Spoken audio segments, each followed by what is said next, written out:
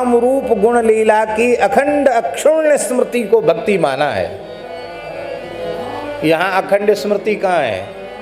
यहाँ तो हाथ में माला है, राम राम राम राम राम राम राम राम, और सामने से कुत्ता निकला तो हमारी आंख ने, हमारे मन ने, हमारी बुद्धि ने कहा ये कुत्ता है। इसका मतलब क्या हुआ? राम जी भूल गए, कुत्ता याद आ गया।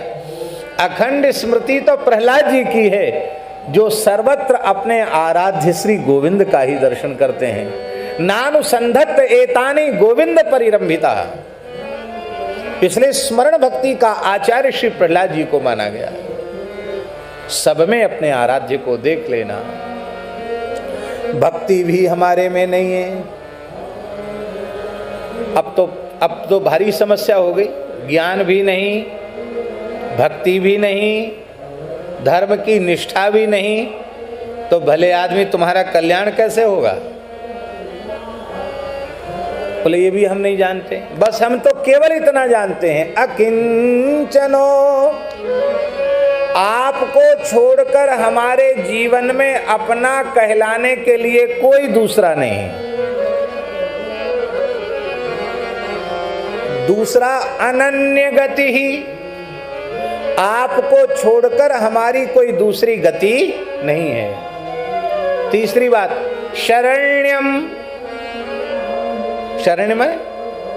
शरण में जाने के योग्य आप ही हैं। शरण में जाने के योग्य वही है जो अपने शरणागत को अभय पद दे सके। और ऐसी घोषणा तो हमारे ठाकुर जी ही करते हैं, सर्वधर्मान परित्यज्य मामेकम शरणं व्रज अहं त्वा सर्वपापेभ्यो मोक्षयिष्यामि मा शुचौ सकृत एव प्रपन्नाय तवास्मीति च याचते अभयम सर्वभूतेभ्यो ददाम्येतद् व्रतम मम। ये अभयदान देने की प्रतिज्ञा तो भगवान की है। इसलिए अब आप शरण हैं तो मैं जाऊं कहां? किसकी शरण में जाऊं? एक बात कल रह गई थी, वो कहना बहुत जरूरी है। भक्ति से भी श्रेष्ठ प्रपत्ति है शरणागति है। क्यों? बहुत ध्यान से सुने, बड़ी बारीक बात है, बड़ी सूक्ष्म बात है। इसलिए क्योंकि भक्ति मार्ग में अंतिम क्षण तक स्मरण की अनिवार्यता है। विस्मृति नहीं होनी चाहिए, भगवत स्मृति बनी रहनी चाहिए। जैसे परम भक्त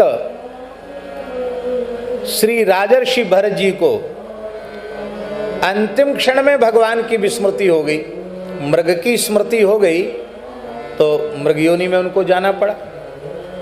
यद्यपि भगवान का भजन नष्ट नहीं हुआ, मृग योनि में भी उन्होंने भजन किया, और जड़भर जी के रूप में तो उनके उपदेश को कह सुन करके हम लोग धन्य हो जाते हैं, वो सब ठीक है। लेकिन ये बात दिखाई गई। और शरणागति क्या है? उपाय भी शरणागति और उपेय भी शरणागति है। बहुत सरल शब्दों में कह दें शरणागति को।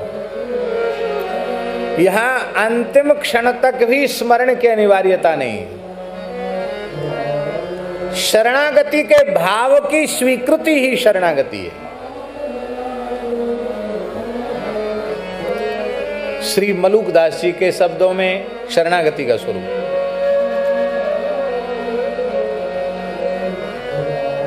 बहुत प्यारी साखी है उनकी, बड़ा सुंदर दोहा है। माला जपो न कर जपो,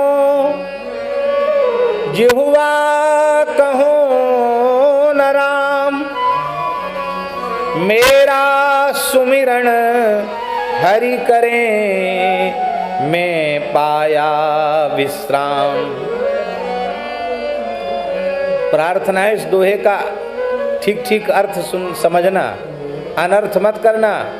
नहीं तो कहो मलुकदास जी ने तो कह दिया माला जपने की जरूरत ही नहीं, करमाला करने की भी जरूरत नहीं, भगवान की गरज हो तो हमारा भजन कर लें, ऐसा अर्थ मत करना।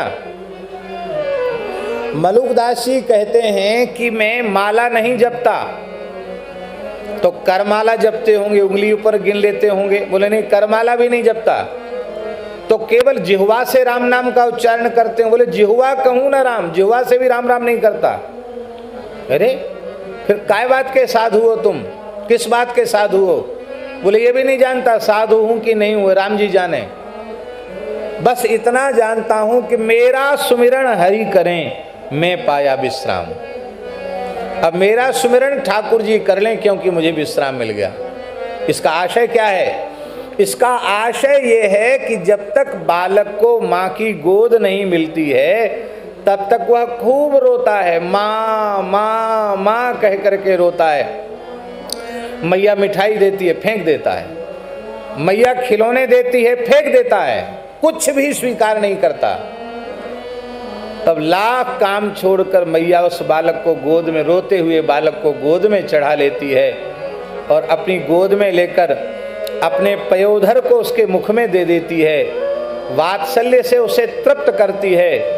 और अब तक तो बालक का भजन चल रहा था, अम्मा अम्मा अम्मा अम्मा माँ माँ, और अब बालक का भजन बंद हो गया। बालक तो सो गया और मैया अच्छा बेटा, मुन्ना बेटा, राजा बेटा थपकी लेकर उस बालक का नाम लेकर उसको थपकी देकर सुलाती है। मलुकदास जी के कहने का आशय है कि जब तक श्री रघुनाथ जी की शरणागति रूप गोदी नहीं मिली तब तक तो मैं अहर्निश अंखणियां झाई पड़ी, पंथ निहार निहार, जीवनियां छाला पड़ा, राम पुकार पुकार, सुखिया सब संसार है, खावे अरु सोवे, दुखिया दास कबीर है, जागे अरु रोवे। तब तक तो अहर्निश में कर रहा था, लेकिन अब तो भगवान की गोद मिल गई है। अब उनकी गोद पाकर मैं